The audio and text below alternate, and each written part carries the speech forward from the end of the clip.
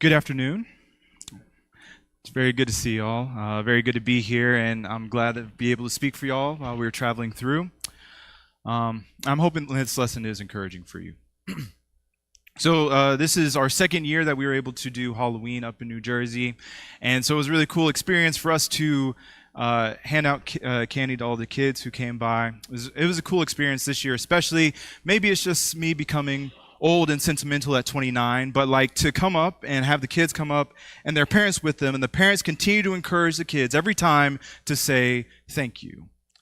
And the kids kind of have an excuse for why they don't say thank you. They don't kind of exactly know what they're supposed to be thankful for yet. They have a lot of things they still don't understand. But especially as I was reflecting going into Thanksgiving season, when you kind of grow older, there becomes a position where you become less thankful. And it could be because we live in a society and a culture that tells us that, when you work for everything that you earn, then you don't really have to be thankful anymore. And so there's like this level of self-righteousness to it. There could also just be a very consumeristic culture that is always about, I can never be content with what I have. I always have to have something more. And so that plays a lot of factors in us. And what is the key to handling whenever we are so quick to justify ourselves and our self-righteousness, and what else can we do when our culture is surrounded by so much consumerism? Well, I think the answer is ancient and obvious, and that is thankfulness. Because as you look around at a culture that is consistently told to consume more and to get more and to earn more and to look on social media more, nobody's really happy. No one's really experiencing and enjoying life. And so I want to encourage us to live in a life that is centered around thankfulness. And I want to use, firstly, Psalm 77. If you want to turn over there to start. Psalm 77.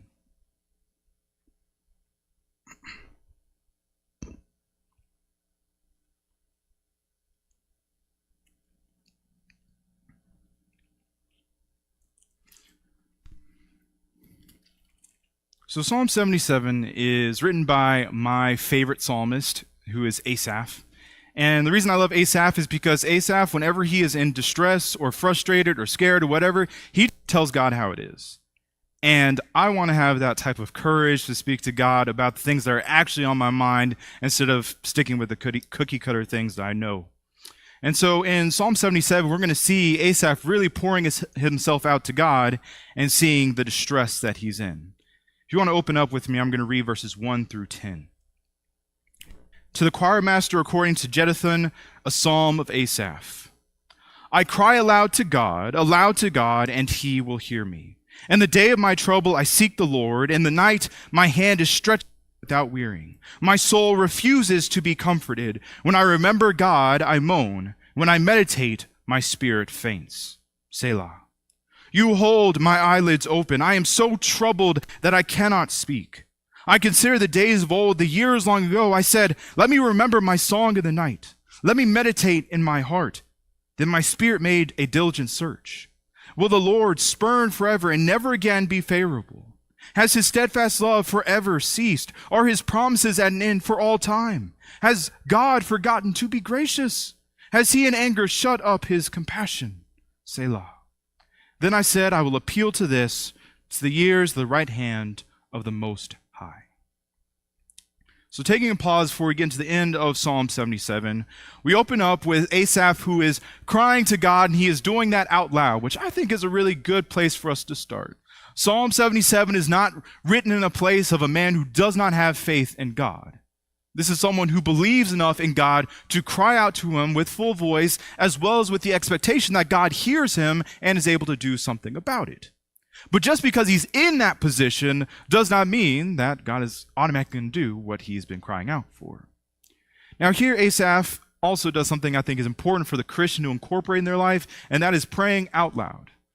Because you need to hear yourself saying these things to God, trusting him, relying on him, throwing that out to him. And so that's something that should be incorporated into the Christian life.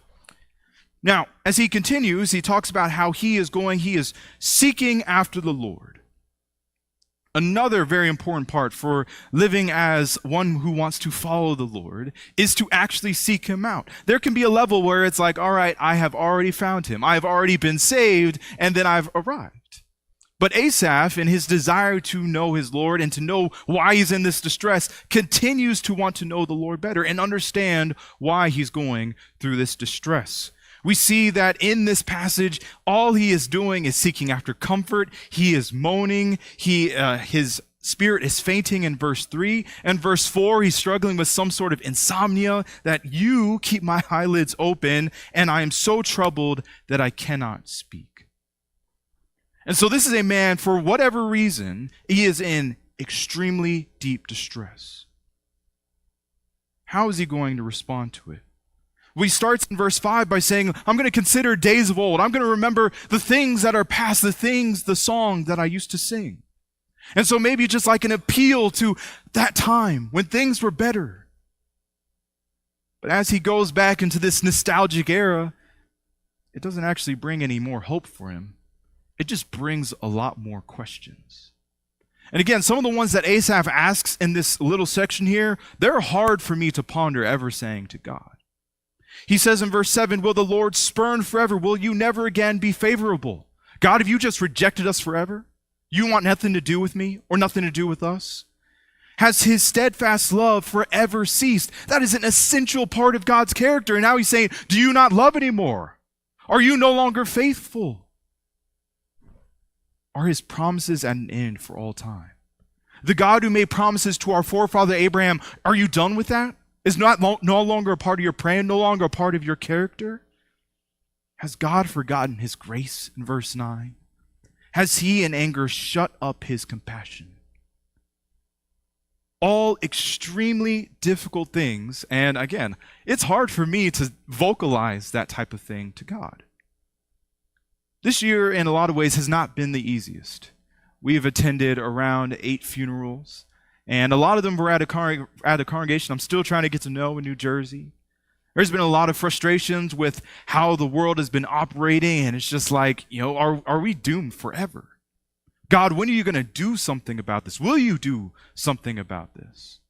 So in a lot of ways, I'm sure that we all feel like Asaph sometimes. And so what does he do whenever he is locked in this situation where he is filled with despair and frustration? What can he do?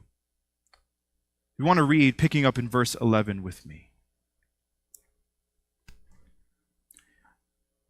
I will remember the deeds of the Lord.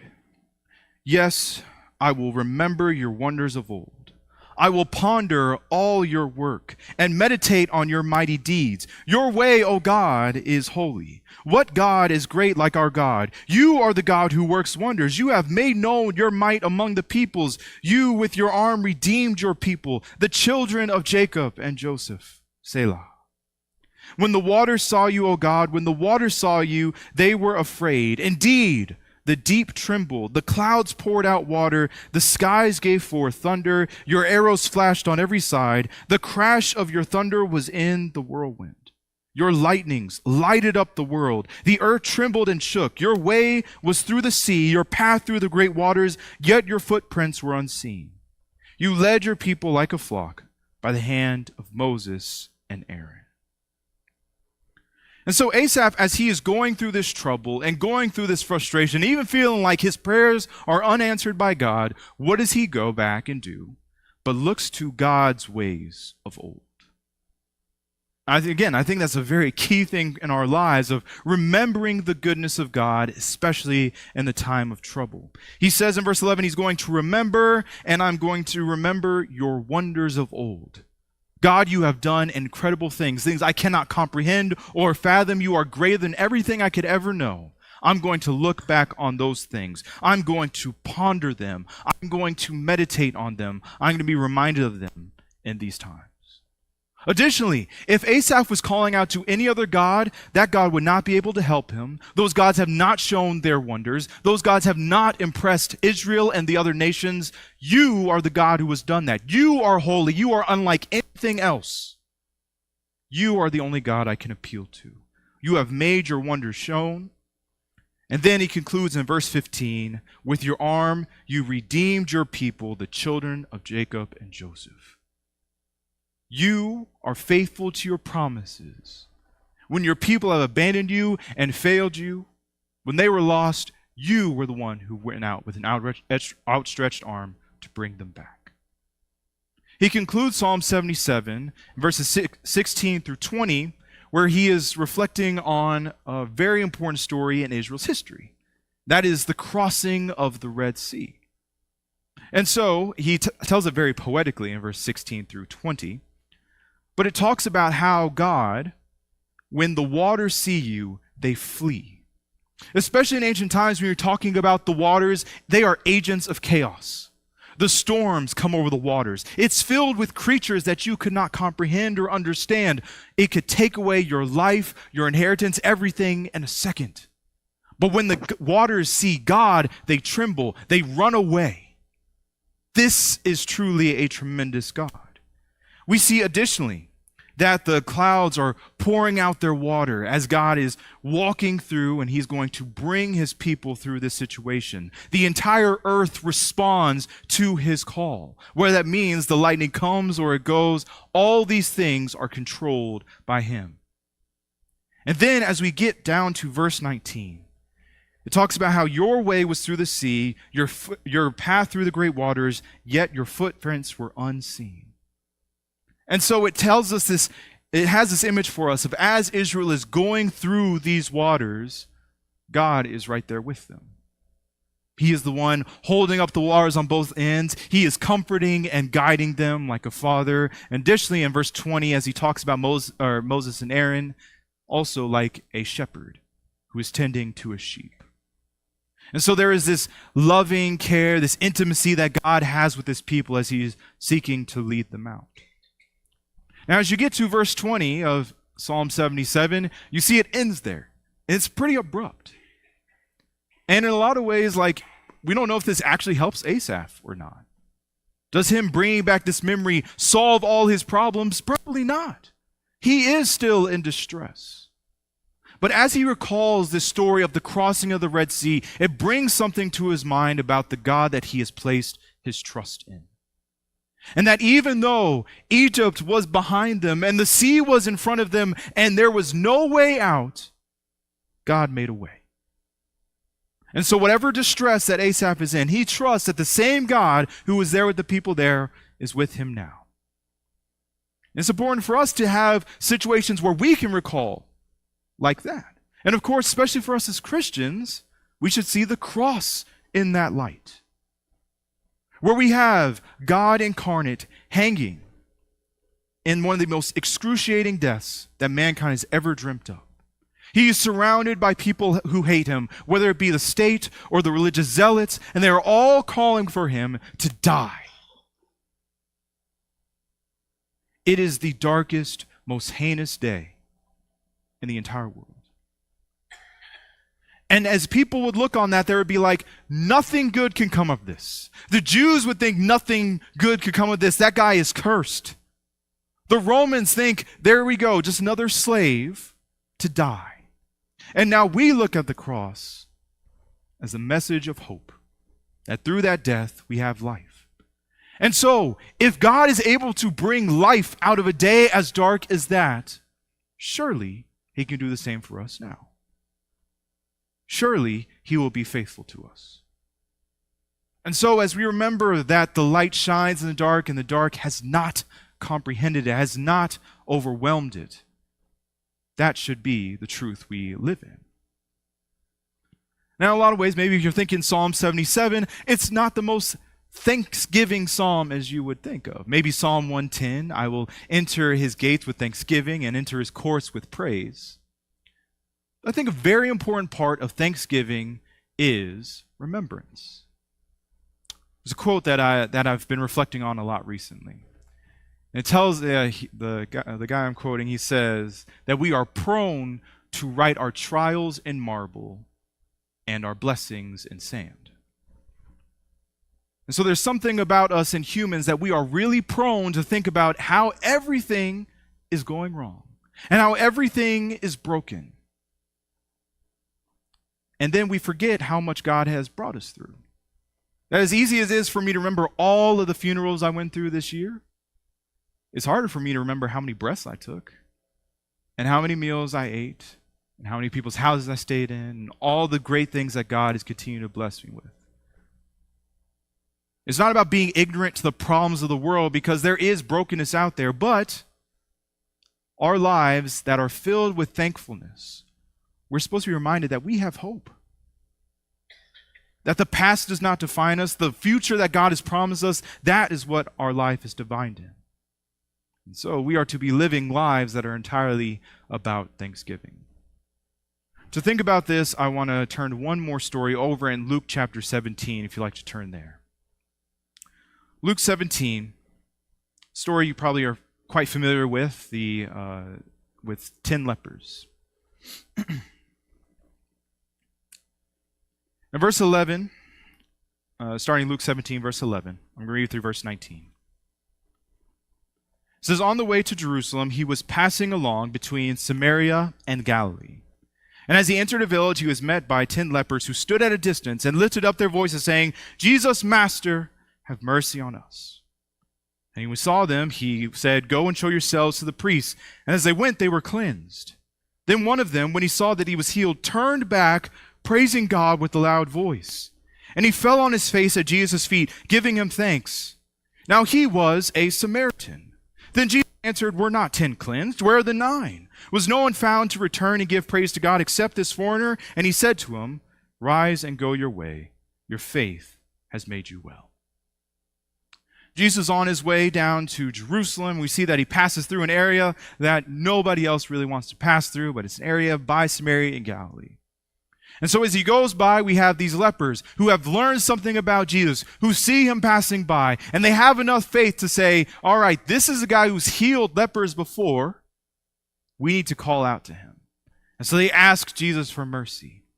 And Jesus' response is to go and show themselves to the priest, which you go to the priest to show that you are cleansed, and now you are going to be able to be back out in society. You are no longer going to pass on this disease. And so as they are on their way, they're cleansed. And 9 of them keep going. I really hope those 9, as they went home to their families, was like, the most incredible thing has happened that I'm able to come home to you today. That I encountered Jesus and he healed me, all those wonderful things. But the one who is highlighted in this story is the Samaritan. One man who, once he sees his cleansing, returns back, and the whole way he is praising God. And then when he gets to Jesus, he falls at his feet in thankfulness. I'd like to think that if I were in this position, I would be like the Samaritan. I'd hope. But I also know that I can be kind of grumpy, and I can hold on to the bad stuff. And so then there's a question of, God, why did you give me leprosy in the first place? Why did you allow me to lose my job and lose time with my family, and now I'm living out in a leper camp colony? I spent however many years out there doing this. And then what are you going to do about the other lepers? So many other questions come into our mind and crowd us out because we don't always want to be thankful. We like to give ourselves over to despair. The Samaritan doesn't. He understands that now he has been healed, and in thankfulness, it turns into worship. It turns into, I have been redeemed, I have been cleansed from the things that are former, and I get to live anew. That has to be the case for us. If we really believe that we've been cleansed, we've been given a new lease on life.